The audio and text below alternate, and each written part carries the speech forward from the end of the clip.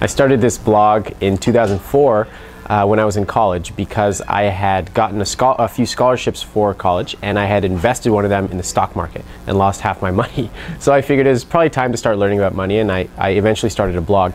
And I wanted to write like you and I are sitting here. I wanted to make fun of you, you make fun of me, talk about the things we do with our money and what we care about. And so I started it, and nobody read it for the first 6 months, but after a while it took off, and now it hosts about 175,000 readers, mostly young people. Yeah, 175,000 readers, yeah.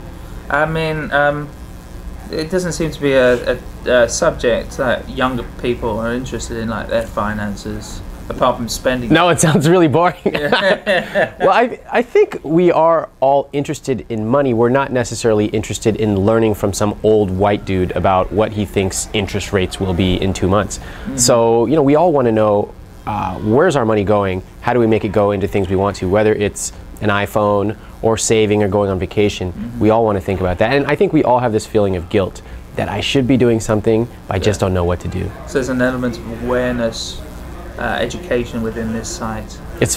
Yeah, exactly. It's about just first of all recognizing that, hey, I should be doing something, and then what are the steps to take in order to set up an automatic financial infrastructure. So what did, you know, these people come and learn, and then what happens next? I mean, what's going to happen next in terms of that? Well, what happens to them when they come to the site, they read it, and they might say, what happens is they come and they say, oh wow, there's an article on weddings. I happen to be planning a wedding. Mm-hmm. Or they'll say, oh, thinking about buying an iPhone. I am actually thinking about it. And then they start clicking around and saying, oh wow, that's really interesting. I never thought about investing for the future. And what my favorite thing is when they send me an email or write me a comment and they say, wow, I used to be $17,000 in debt 2 years ago. Now I have $5,000 saved in the bank. Mm-hmm. I mean, I have hundreds of comments of people saying how they turned their lives around financially so that they could actually do what they wanted. And that's the point of the site. Rich is not just about money. It's about being able to do what you want to do, like sitting out here and chatting, you and me right now. I mean, can't I find this information by going to my bank or going to my bank's website? Well, have you? Right? Yes. So I am rich.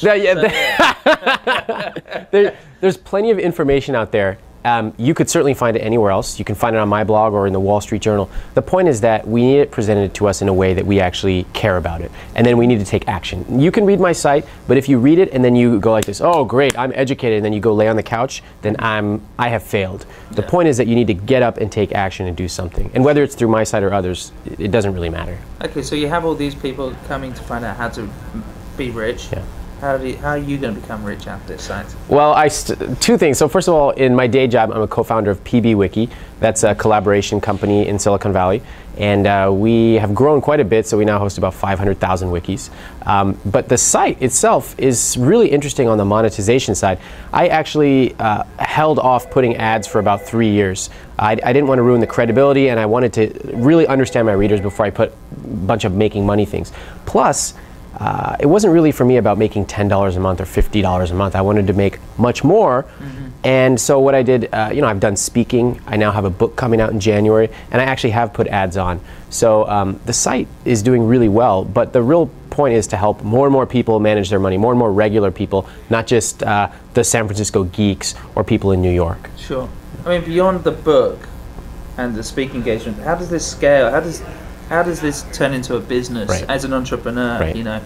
Yeah, that's the whole challenge, which is having one person have the voice of 10,000. Mm-hmm. And I think that scales in a few ways. One is you start getting other people to come in and start contributing their unique ideas, pick the very best and feature them on the site. Mm-hmm. The other thing is I'm going to be building a few different microsites. I'll tell you one of them, which I haven't told anyone about publicly, and it's called Negotiate Like an Indian. So I'm going to teach people how to negotiate like an Indian, because of course I learned how to do that since I was a young child.